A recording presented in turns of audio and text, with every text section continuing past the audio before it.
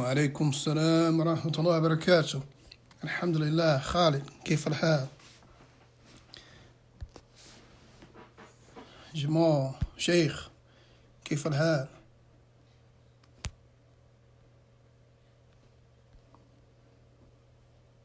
وعليكم السلام ورحمة الله وبركاته. Mr. Perkins.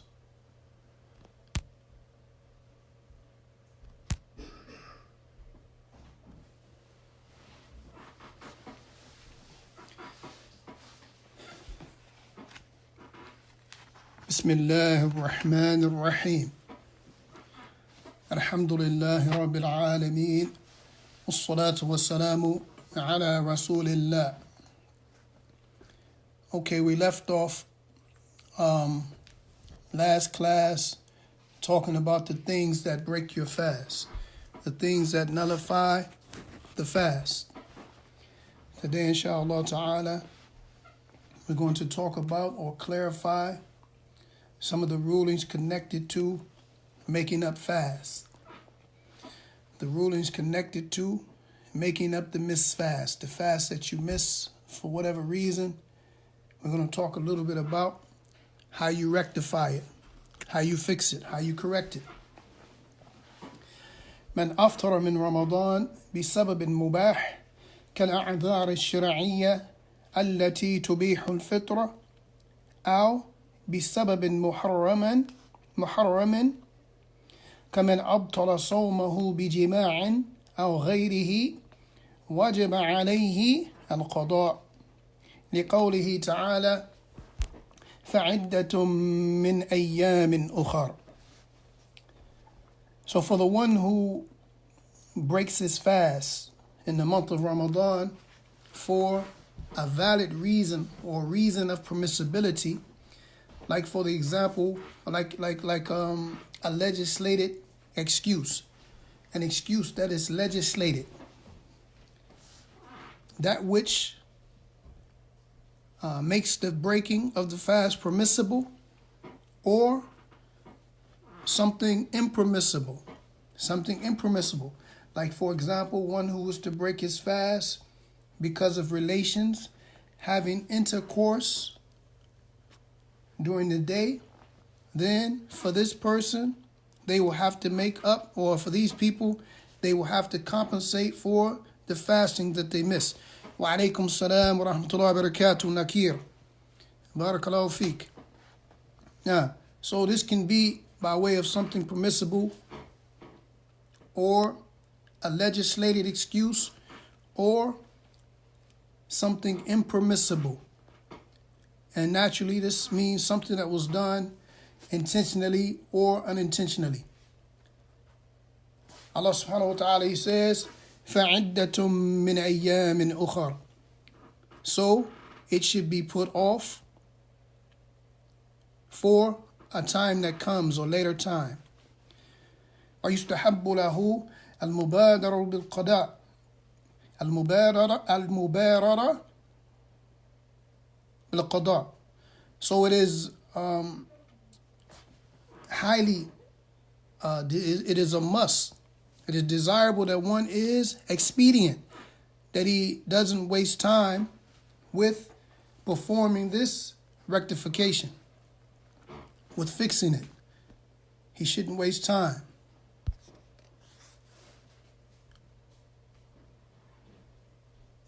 ويستحب أن يكون القضاء متتابعا لأن القضاء يحكي الأداء وإن لم يقضي على الفار وجب العزم عليه ويجوز له التأخير. It is desirable المبادرة بالقضاء لإبراء ذمته ويستحب أن يكون القضاء متتابعا. It is desirable that one hurries up. He doesn't delay in order to rectify the situation. And it is also desirable that this compensation should be consecutive, that it should be consecutive, back to back, that he shouldn't put it off, because this will rectify it for him and it'll take care of what he's missed. And if a person is not able to do so right away, then he should have the resolve to do so. He should have the resolve to do so. He should have a strong desire to rectify the situation. لأن وقته موسع وكل واجب موسع يجوز تأخيره مع العزم عليه. And that's because the time for making this up is expansive. And every obligation that is expansive, then it is permissible to delay it for some time as long as one has the resolve to rectify it. كما يجوز تفرقته بأن يصومه متفرقا لكن إذا لم يبق من شعبان إلا قدر ما عليه فإنه يجب عليه التتابع إجماعا. And likewise, it is also permissible to separate it, because fasting, so that the fasting will be broken up, meaning he can do some days now or some days later. And this mostly applies to women, because they're the ones who usually have a monthly cycle or something like that, which causes her to miss a great amount of days in the month of Ramadan, whether she be having her monthly cycle or after she's given birth or something like that. And men too, if they're traveling a lot for work or whatever the case may be, family, or if one falls ill, then it is desirable for them to take care of it right away, to do it consecutively. And that's also easier. If a person is fasting for a month and he's in that mode, then it's better to go ahead and knock it out. Go ahead and knock it out. That way, it'll be over with and you'll relieve yourself. You'll relinquish the burden from yourself. You'll relinquish yourself of this burden. And it'll be easier that way. Because you'll find in many cases that if you wait and wait and wait, subhanAllah, next thing you know it's Sha'ban again. And it's almost time for another Ramadan.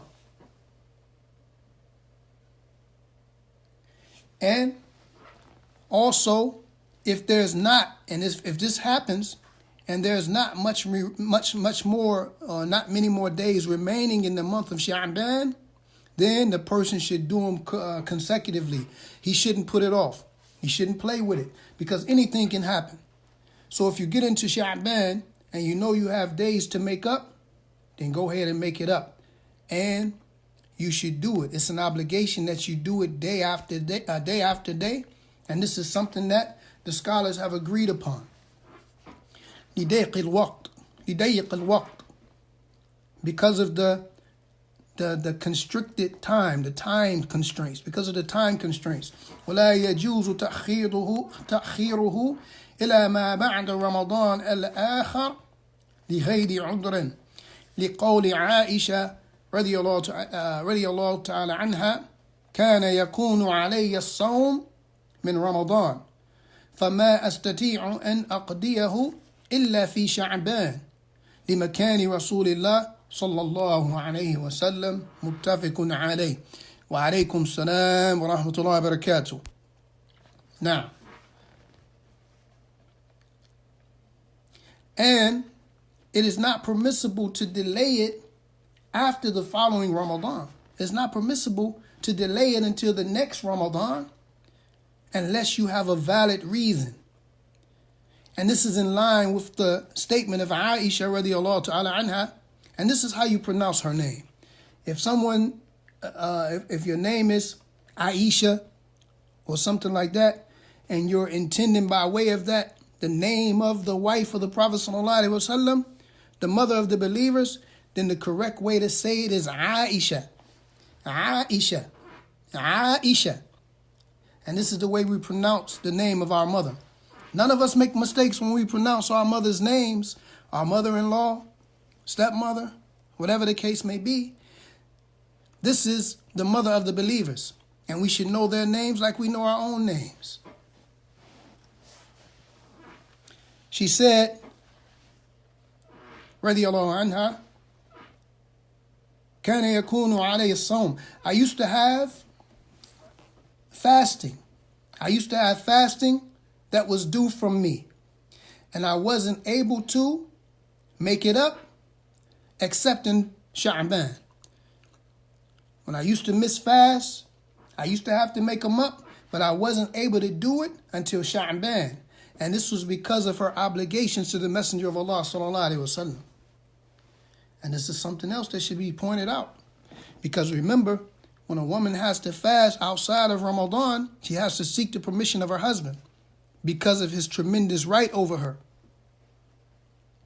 So she said that she used to have fast, that she used to have to make up, and she wasn't able to do it sometimes until Sha'ban. فدل هذا على أن وقت القضاء موسع إلى أن لا يبقى من شعبان إلا قدر الأيام التي عليه فيجب عليه صيامه قبل دخول رمضان الجديد. So this is indicative of the fact that the time for recompense is expansive. You have a whole year basically. Except if there was to remain in the month of Sha'ban just enough time to complete it, then it is a must upon you to fast before Ramadan comes in again.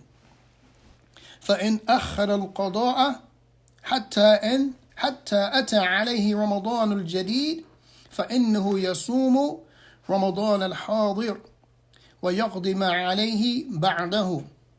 ثم إن كان تأخيره لعذر لم يتمكن معه من القضاء في تلك الفترة فإنه ليس عليه إلا القضاء. Now, so if this making up was put off until the coming of the new Ramadan, then the person should fast the Ramadan that you're in, and they should make it up afterwards.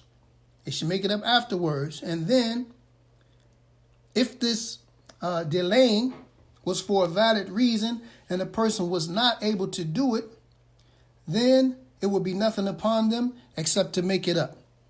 So if a person had a valid reason why they couldn't make up their fasting between now and the next Ramadan, then this person wouldn't have to do nothing but make up the days that they miss.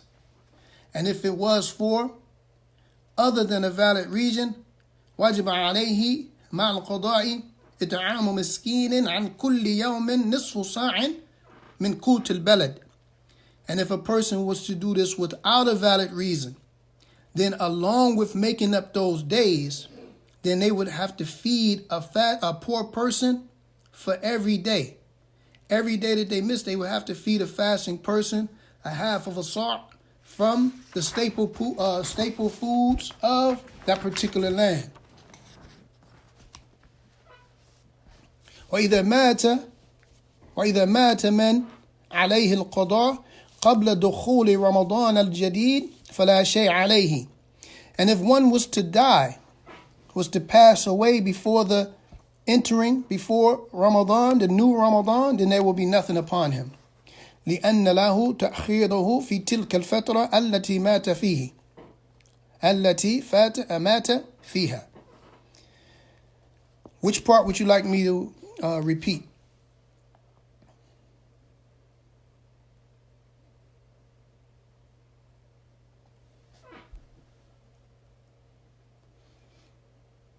Let me know which parts you want me to repeat, and I'll go back. But right now it's saying that if a person was to die before making up for the fasting that he didn't perform during Ramadan and before the beginning of the following Ramadan, then there will be no blame on him, as his death occurred during the period of permissibility to delay making up for the fasting that he didn't perform of whatever fasting days of Ramadan.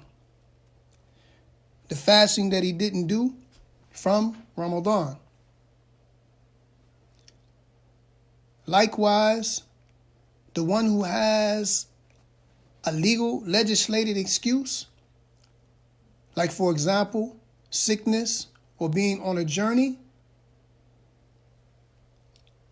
that prevented him from being able to make up the missed fasting days of Ramadan, if he dies in this state, after the beginning of the next Ramadan, there will be nothing upon him. There will be nothing upon him.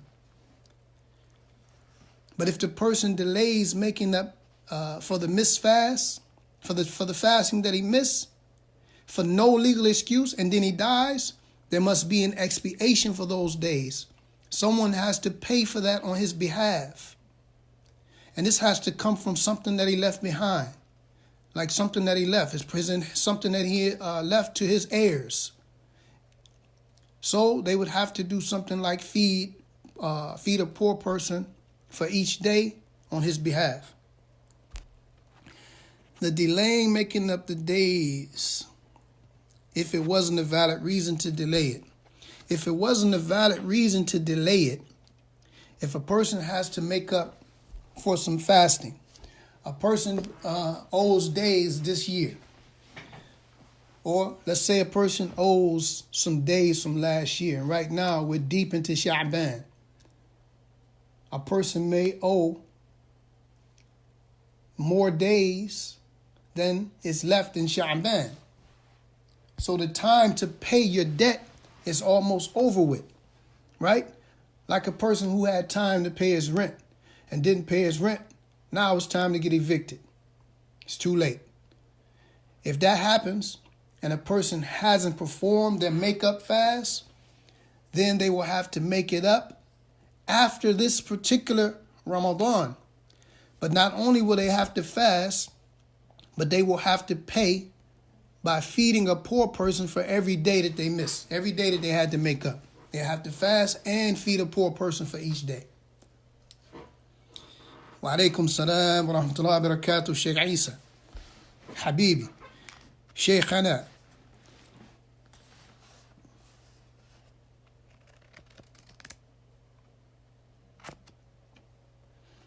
وإن مات من عليه صوم كفارة كصوم كفارة الظهار والصوم الواجب عن دم المتعة في الحج فإنه يطعم عنه عن كل يوم مسكين ولا يصام عنه ويكون الإطعام من تركته لأنه صيام لا تدخله النيابة في الحياة فكذا بعد الموت وهذا هو قول أكثر أهل العلم. الحمد لله.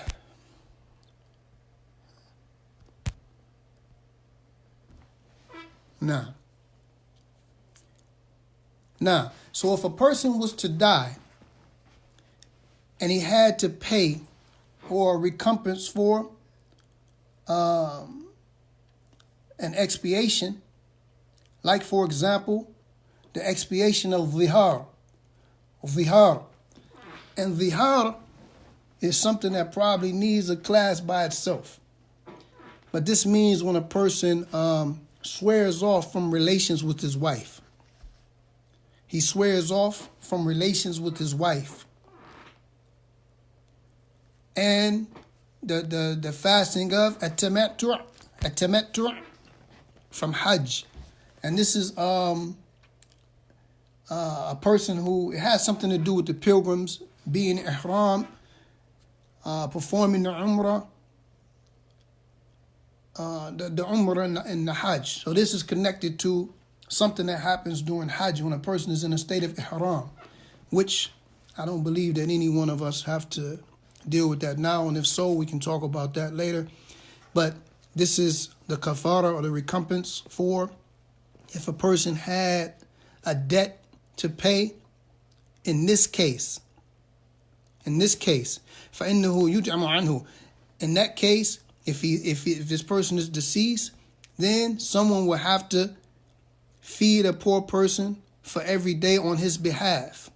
and this person cannot fast for him. Wa alaikum salam wa rahmatullahi wa barakatuh. Musa, we need to talk afterwards, man. We need to talk about, you know what we need to talk about. So, inshallah, we'll talk after class.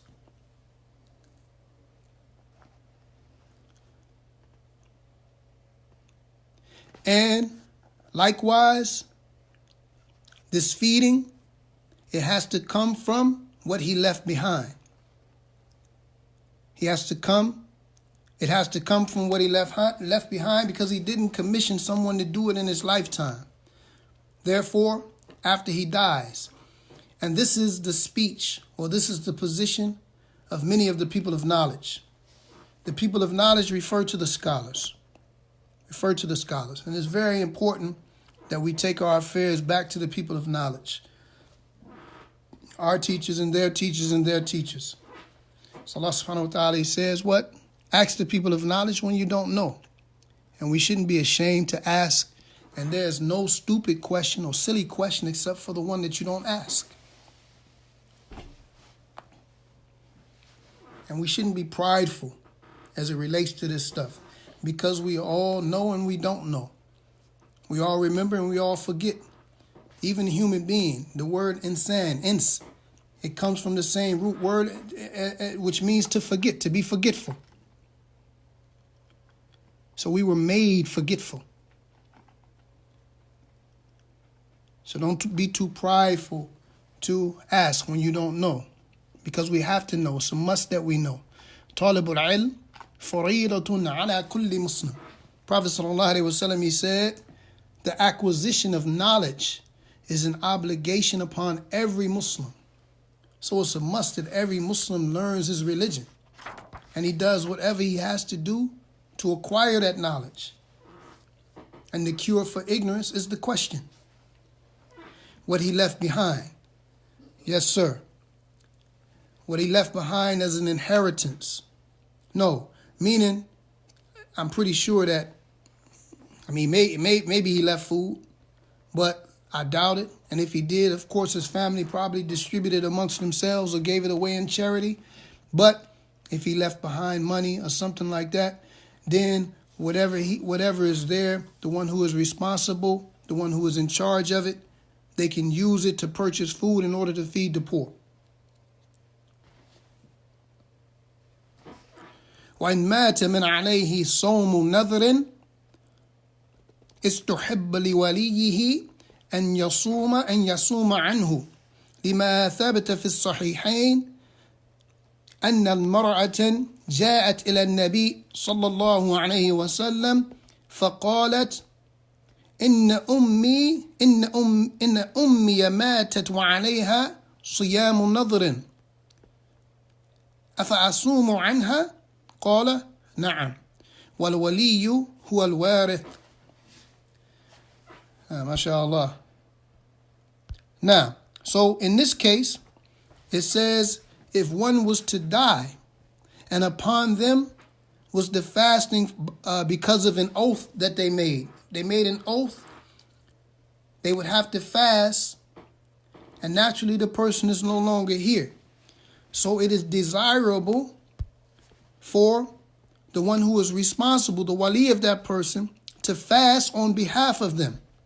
And this is because of what was established in the two Sahihs, in Bukhari and Muslim, that a woman came to the Prophet ﷺ and she said, verily my mother, she passed away, and upon her was to fast because of an oath. She said, should I fast on behalf of her? The Prophet ﷺ, he said, yes. So the wali is the one who is responsible or who has inherited this responsibility. SubhanAllah. And this is how we understand our religion. The Quran and the Sunnah. The Quran and the Sunnah. Everything in our lives has been made simple for us if we just follow. We hear and we should obey. There should be no reason for us to be ignorant or go about making things up because it's already been laid out for us. Verily in the Messenger of Allah, you have the most beautiful Example. قال ابن قيم رحمه الله تعالى يصام عنه النذر دون الفرض الأصلي، وهذا مذهب أحمد وغيره، والمنصوص عن ابن عباس وعائشة، وهو مقتضى الدليل والقياس، لأن النذر ليس واجبا بأصل الشرع، وإنما أوجبه على نفسه، فصار بمنزلة الدين. بمنزلة الدين. Ibn Qayyim rahimahullah ta'ala, he said, fasting for not fulfilling a vow, is to be performed on behalf of the dead, but not for the original obligation of fasting. This is the opinion of Imam Ahmed and others, and it is also the opinion that has been narrated on Ibn Abbas and Aisha. Ibn Abbas and Aisha. This is also the view that is supported by way of proofs and analogical reasoning, qiyas. Because the nadhr, the vow, is not an obligation according to the principles of Sharia, but it was a man-made obligation, something that the man obligated upon himself. So it became like a debt.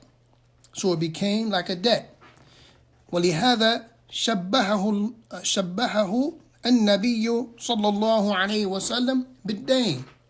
وأما الصوم الذي فرضه الله عليه ابتداء فهو أحد أركان الإسلام، فلا تدخله النيابة بحال، كما لا تدخل الصلاة والشهادتين. And with this, the Prophet ﷺ, he likened it to the debt. That if a person makes a vow, he actually puts a debt upon himself. Wa alaikum salam wa rahmatullahi wa barakatuh. Mustafa, Habib. So when a person makes another, he makes a vow, he obligates himself. So therefore it becomes a debt. So be careful what you promise. Be careful what you promise. This is an amana. If you promise someone something, if you obligate yourself to something, if you give a vow, you make a commitment, then you have to honor that commitment in life and in death. And just because you're dead doesn't mean it goes away. Islam is a religion of justice from now until eternity. Now, as for the fasting that Allah subhanahu wa ta'ala obligated upon us in the beginning, the obligation of fasting that Allah subhanahu wa ta'ala obligated upon us in the beginning, and this is one of the pillars of Islam. As we mentioned, we're still inside of the pillars. Then no one can stand in that place. No one can fast for you in that condition, just like no one can enter into Islam and make shahada for you. No one can pray your prayers, nor can they make shahada for you. Right? These are from the pillars of Islam that are obligated upon every individual. You have to pray, you have to make shahada, and you have to fast, and no one can do that for you. فإن المقصود منها طاعة العبد بنفسه وقيامه بحق العبودية التي خلق لها وأمر بها. And that is because the intent from it is the obedience of the slave himself to his Lord, and establishing servitude, worship, that which he was created for and that which he was commanded with. وهذا لا يؤديه عنه غيره ولا يصلي عنه غيره. And with that, then no one can do it for him, right? And no one can pray for him, meaning on his behalf. He's obligated to do these things. This is why he was created, and this is what he was commanded to do. وقال شيخ الإسلام ابن تيمية رحمه الله تعالى يطعم عنه كل يوم مسكين وبذلك أخذ أحمد وإسحاق وغيرهما وهو مقتضى النظر كما هو موجب الأثر فإن النظر كان ثابتا في الذمة فيفعل بعد الموت. So Shaykh al-Islam Ibn Taymiyyah rahimahullah ta'ala, he said, so for the fasting of breaking a vow is due from a person who has passed away. And as a result, a poor person is to be fed for each day as an expiation for that. This is also the position that Imam Ahmed took, Ishaq, and other than them. It is also the opinion that is based upon legal estimation and traditions. And this is the reason behind the narrations. For verily, the vow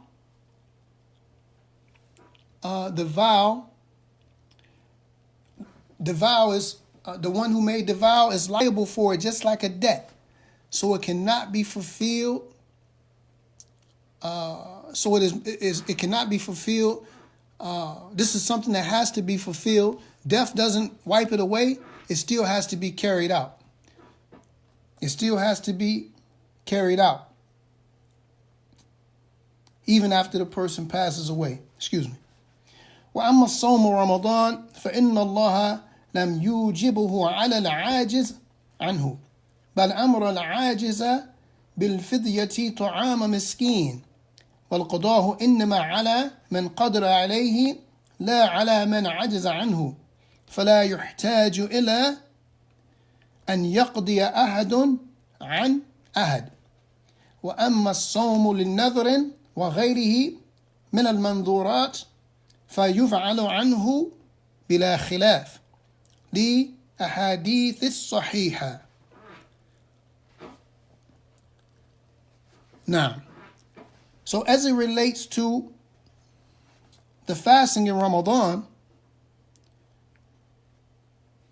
then Allah subhanahu wa ta'ala has not obligated this upon one who is not able to carry it out. In fact, He obligated the one who is incapable of simply feeding a poor person. So this expiation that is required is only upon the one who is able to do so, and is not upon the one who is unable. And there is no need for him, or there is no need, and there will be no need for one to do it in place of another. As for the fasting of the vow and other than it, then it must be done. It must be taken care of, and there's no dispute in this because of the hadith that are authentic. Because of the authentic hadith that came as it relates to this. Who would fall under poor person? And could it be one's own family? Yes, it can be one's own family, but a person should go outside of the house and try to find someone who is less fortunate. The people are there. We just don't make enough effort to go and see about them. So there are people who are hungry. Poor people. You find Muslims living in shelters and things like that. You can definitely find some poor people. Inshallah. Exhaust all measures. And then after that, then you can do whatever you need to do. And when you say family, family is a broad scope. Are we talking immediate family, the people of your household, or in-laws, cousins, so on and so forth? It should be done outside of the home first and foremost, unless you're not able to find one. And if a person's family is that poor, then in many cases, the obligation sort of falls off of them anyway. But it's better to go out and try to find someone poor and feed them, inshallah, tabaraka wa ta'ala.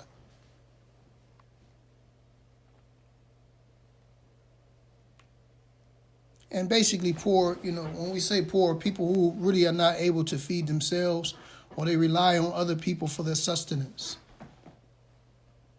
And Allah knows best. هذا وصلى الله عليه وسلم هذا وصلى الله وسلم على نبينا محمد وعلى آله وصحبه أجمعين. Okay, questions. Anybody got questions? Come on with it. I'm going to go back like normal and see if I missed anything.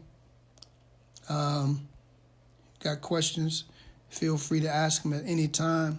I like the classes to be interactive like this. It keeps everybody motivated and moving. And if we miss something, we can always go back to it. Do they have to be Muslim? First and foremost, we definitely want to feed the Muslims first. It's our obligation. Wa alaikum salam wa rahmatullahi wa barakatuh. It's our obligation. We should feed the Muslims first, always. And if we don't find Muslims, then we try to feed people who are not Muslim, because we don't neglect the non-Muslims. Of course not. We take care of everyone who needs to be taken care of if we're able. But first and foremost, you should take care of your family and those who are close to you, and it's our obligation to take care of one another. We shouldn't leave that responsibility to those people who come, whether it be Blue Cross, Red Cross, because what do? They feed them in order to bring them closer towards kufr and shirk. When they feed these people and when they bring these refugees and immigrants here, they put them up in these Christian-based facilities and they obligate Christianity upon them. So we need to try to protect the poor Muslims from things like that, first and foremost. And it should be from our way to be people of charity and people who give to the poor and needy, no matter who they may be. But the obligations always come first. Obligations always come first. It must be from our means, correct? Not going and helping us. No. You have to spend from your own. You have to spend from yourself. Going out and helping, this is not from you. You have to spend from your own money. Even a dead person is saying what? That it should be from something that he left behind. It's easy for a person to die and someone says his son, his daughter, his cousin, say, hey man, I got some money, I'll take care of it. No, it should be first and foremost from what he left behind. Everyone is obligated. Fasting is an obligation on every individual. It's from that which is fard ayn, an individual obligation. Not a collective obligation, but an individual obligation. If you commit to more than, sometimes be patient with me, because I read the questions from a small device, and I'm realizing that it's not as easy as it used to be. If you commit to more than one nadhr, do you have to fulfill all of them separately? In most cases, yes, unless a person forgives you. If a person forgives you, then la bas. But if you have an obligation, then you have to appropriate them the way that they need to be appropriated. Because in most cases, if the nadhr is individual, then you take care of it individually. Unless it's on behalf of someone else. If it's on behalf of the one who died, then you do it in a way that's easy. In a way that's easy, making sure that everyone gets his haqq.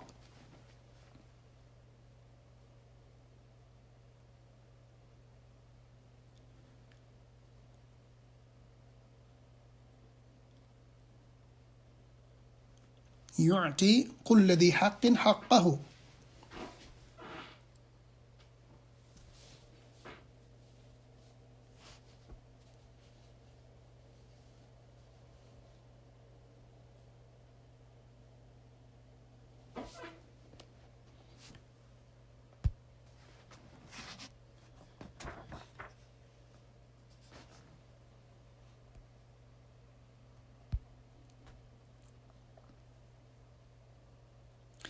The fasting of Ramadan must be completed before you can fast the 6 days of Shawwal.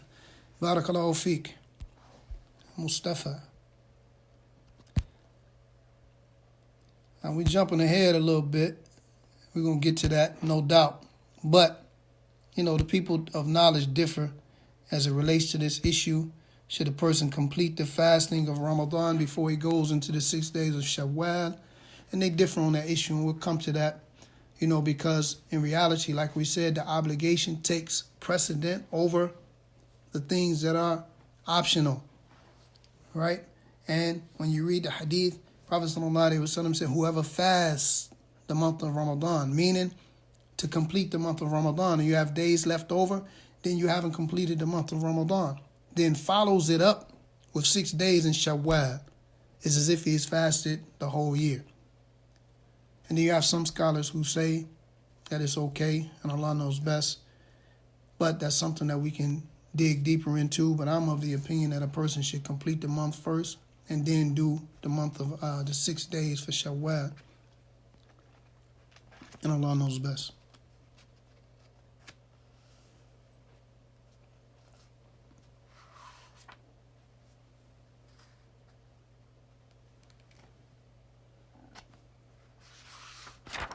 We actually have one more chapter dealing with fasting, and that will be something that I'm sure that everybody is looking forward to. The breaking of the fast of the one who is sick or has become senior in age. How will we know if our family members owe any days? Find out now. Find out now. Talk to your family. Those who you are responsible for, talk to them now. Everyone, first of all, everyone should be trying to pay their debts, especially if they have fast to make up and they know that another Ramadan is approaching. But if you made promises, if you made vows, you yourself should try to take care of your oaths. If you owe something, or if you've promised something, or if someone is waiting for you, then you should take care of that. You shouldn't keep them waiting because you wouldn't want to be kept waiting. You should treat people's concerns the way you like your or want your concerns to be kept. So now is a good time.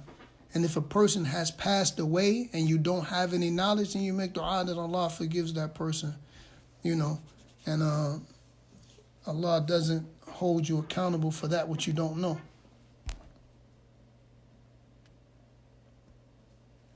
Do you just give a portion of their inheritance just in case? No.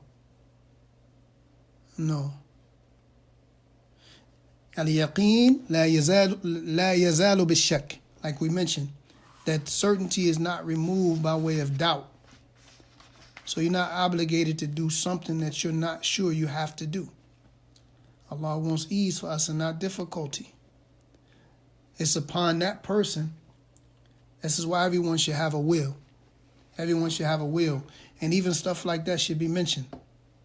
Especially if a person is weak, who owes money or something like that, and who's not able to come up with it, then they should commission someone to take care of it after they leave. Some people have, subhanAllah, insurance policies and stuff like that. Money that they can't access until after they die. An inheritance, someone left them something, trust funds, whatever the case may be. A lot of weird stuff people do, put conditions on things. But a person should have a will. And if a person is living right now, they should try to take care of their debts and their oaths. I don't care what it is. You owe somebody something, give it to them. Because you're going to see it on the day of judgment. You'd rather take care of it now than on the day of judgment. It's going to be a whole lot different on that day. Na'udhu billah. But if you have family, parents who are getting older, children, whatever, then talk to them and find out. Encourage them to take care of it now, or to commission someone to take care of it after they pass away.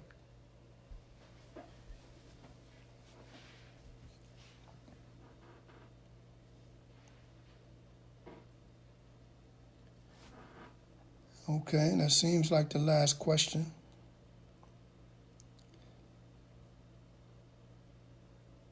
Anything that I said correct was from Allah, and anything that was incorrect was from myself, my deficient self, and from a shaitan and his influence upon us. هذا وصلى الله وسلم وبارك على نبينا محمد وعلى آله وصحبه أجمعين. سبحانك اللهم وبحمدك أشهد أن لا إله إلا أنت أستغفرك وأتوب إليك. والسلام عليكم ورحمة الله وبركاته.